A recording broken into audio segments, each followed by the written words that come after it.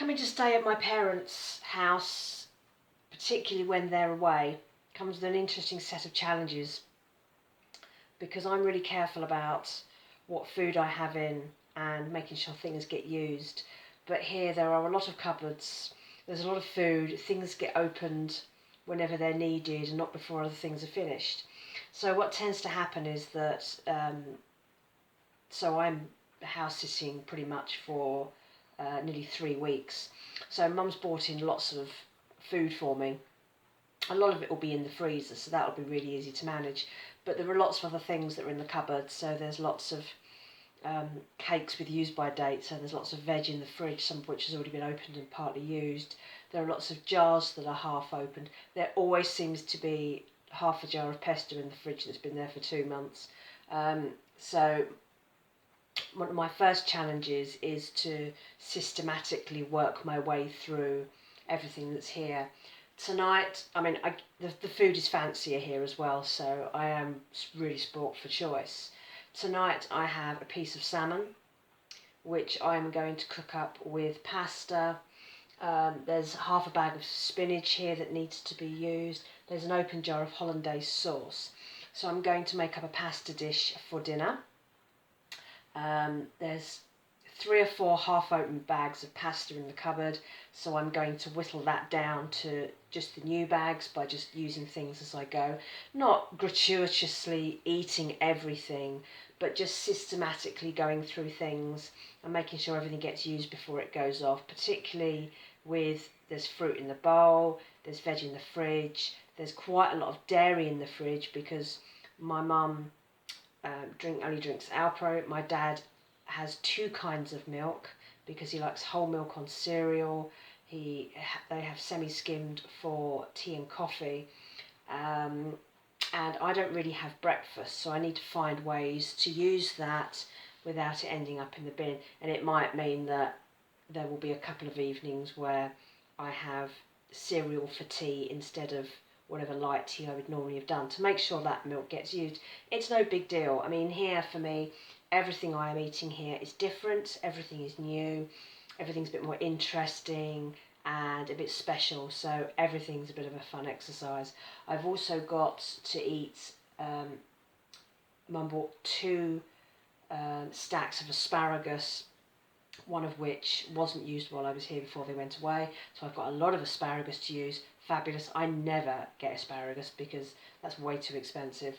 And what else is there? Oh, lots of rhubarb, fresh rhubarb, which needs to be used. So I'm going to stew that down, and there's some half-open, half-used custard in the fridge, which also needs to be used. So at least for the first few days, I will be eating exceptionally well before I then have to pare things back to make sure that I'm not going to run out of food before they get back. Because the other problem with being down here is that there are no cheap and easily accessible supermarkets. There is a co-op in the village. I loathe cooperatives. The co-op is an incredibly expensive shop. It has very limited ranges. Their idea of a yellow sticker is like shopping at Waitrose. So I only go in there if I see a cashback app deal that I can use and that's cheap enough. Down the road, which is a 10-15 minute drive, or like a 3-mile walk each way, is a Waitrose. Again, Waitrose is not my kind of shop, but that's where they prefer to go, and it's the nearest supermarket they've got. If I want to go to Sainsbury's or Morrison's, which are both kind of in the area, I have to drive, and that's a 20-minute drive to each one. So there is nothing that I can just nip down to and have a look at the yellow stickers and see what's there. So I'm not going to be buying food while I'm here, except to restock for when Mum and Dad come back, because it'll be so far out of my budget, it'll ruin my budgets for the year, and then it'll get me into real problems. So I'm just going to eat what's here. There's plenty of it. There's half a fridge full of cheese as well. They're big cheese fans here, and I love cheese, and I never get to buy cheese because cheese is too expensive. And there's no way any of this stuff's going to last for the 3 weeks in the fridge while they're away. So it all needs to be eaten either way. So it's a good excuse. Just enjoy food, make the most of it, and that kind of makes this whole event feel a little bit like a holiday because let's be honest, I am a little bit spoilt here. And I've also just remembered that there's half a bottle of red wine in the cupboard, because it was opened the other day and Mum and Dad didn't get a chance for us to finish it before they went away. So my other duty is to make sure that the wine is used. It's such a hard life.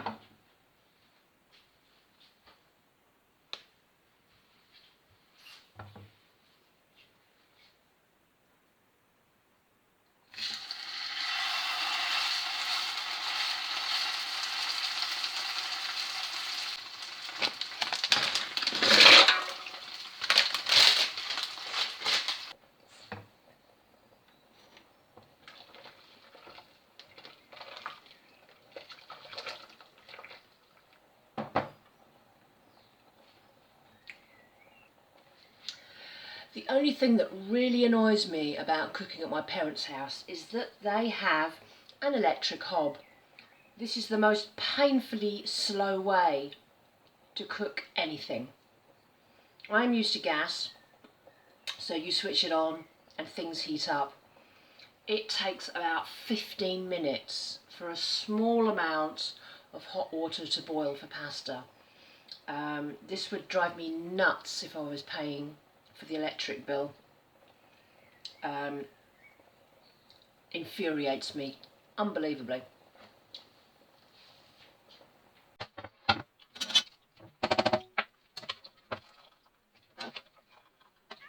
Throw it off. Throw it up everywhere.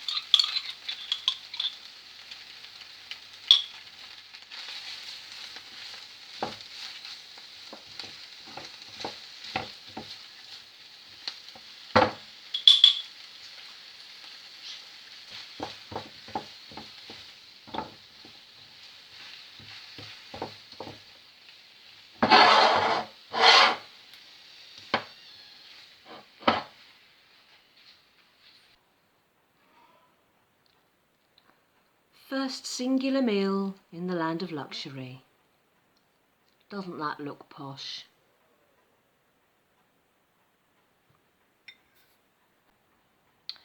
There are all sorts of funny little luxuries that I forget about until I come down here. Things like hot running water. I decided in the first year of living in my flat that hot running water was a massive waste of money, because you have to run the water until it's hot, and when you're on a water meter you're then also wasting the water. So I have got very used to just boiling a kettle for doing something like the washing up.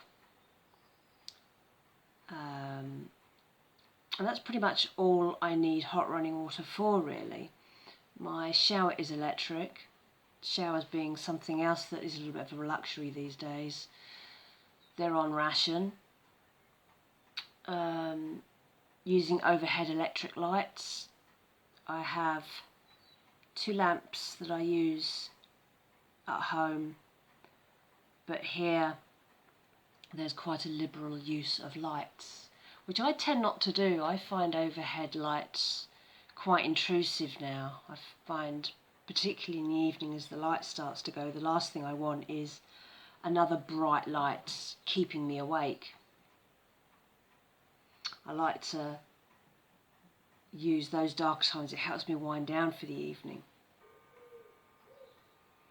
So now that this house is my domain for a few weeks, I will inject some of the way I live at home into being here. I won't use many lights, and I won't feel inclined to shower every single day just because it's someone else's water bill and someone else's gas bill, because I don't think that's very fair. But it does mean that I get to have a shower every 2 or 3 days now, which is a little bit of a luxury. The garden, of course, is a luxury. And I've noticed more now that we're in cost of living crisis, the different things that people consider luxuries and things that are considered basics. There are lots of things that I consider luxuries, like the dinner I had tonight, which had salmon and asparagus in it, and that's not the sort of thing I would have at home. But equally, I'm eating something that if I don't eat it now, it'll end up in the bin because it's there for that purpose. There's nobody else here to eat it. So it's an interesting set of circumstances we all find ourselves in now. While I was down here this month, I was going to do a repair on my laptop. I was going to buy a new battery for it and replace the battery because I have an HP laptop, and they're designed to allow you to replace the batteries with a little bit of knowledge, which I found on YouTube, no problem. And previously I thought, this is a worthwhile repair. The laptop still works, but I need to plug it in. The battery doesn't hold its charge for very long. The batteries are £35 to £40, but I've now decided that that is an unnecessary expense because I can just plug the laptop in and it still works. It's not as if I don't replace the battery, I am without a laptop, which I really need. So I've held off on that. I don't know when it will be done. I don't know if I will do it this year or next year or the year after. I guess it will depend predominantly on how long before the laptop just refuses to behave because it's already plugged in. My previous laptop, when the battery got to the point where it wasn't holding any charge at all, started to put up error messages, and it was really hard just to use the laptop properly. So I'm going to hold off on that one now. I've decided that £40 isn't worth the spend, and you might think, oh, it's only £40 and it's going to give you back a laptop you don't need to always have on charge. But if you think that £40 is equivalent to about, let's say 3 months worth of food bills for me, because of the way I'm seesawing things at the moment, that's quite a lot of basic expense. That's one-way tank of petrol to my parents and back. And it's not an essential because, as I say, the laptop still works. So I'm always thinking about what I'm doing and considering, do I need to spend this? Is this a luxury spend? Is this necessary? And I know lots of people will think this is just, it's too much like hard work thinking like that you can't just be always dissecting everything you spend and, thinking about it. But that is how I think.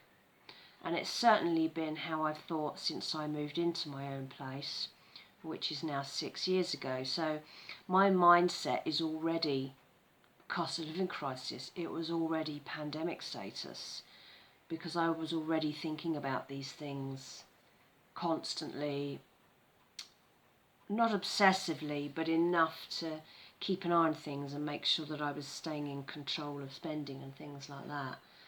So it's already very much a way of life, and it's only when, say, I come here where life is very different, despite the cost of living crisis and what have you,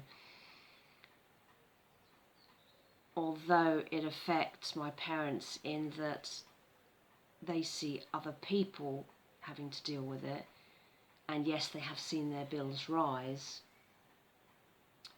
it doesn't affect them in the same way as somebody who might be losing their home or can't feed their family. That just isn't a thing. So I see a very different way of life when I come down here. And I don't know how I feel about it. It's an odd one. I don't try and bully them into being more frugal, because that's not what they're going to do. For all sorts of reasons that are no one's business. But it is an interesting way of seeing the world in different ways. You know, I can get very into a bubble the way I live, because my world is very small. I live on my own, I work from home. And I don't see great financial stress with my friends and people I know. Yes, they complain about it, but they're still booking holidays away, days out, evening meals out, trips to the pub. And I think if you can still afford all those things, which I would consider luxuries, then you're doing okay. But maybe that's just my point of view, and maybe that's not right. I'm not sure.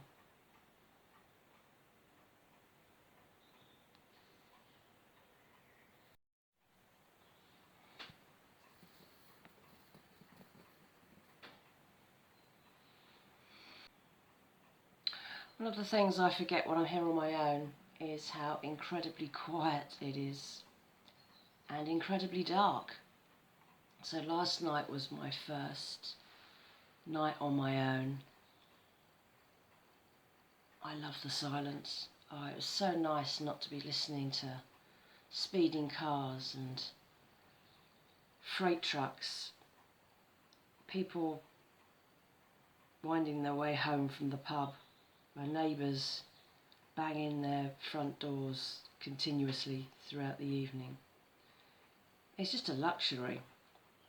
And I think that being down here and actually living like this in somewhere that's quiet and has good outdoor space is another luxury. And I really appreciate it, without a doubt. I'm just looking out on this morning's garden view, which I will just show you now. So that's what I get to look at every morning when I'm sitting here working on my laptop. I mean, how could life not be good if you get to look at that every day?